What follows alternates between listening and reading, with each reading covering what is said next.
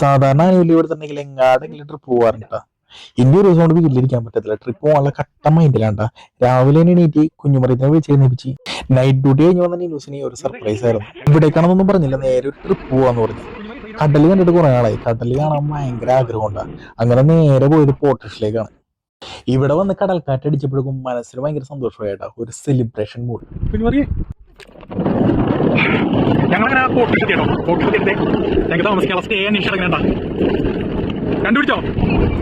അവരെ കണ്ടുപിടിച്ചെന്ന് പറയുന്നത് നോക്കട്ടെ.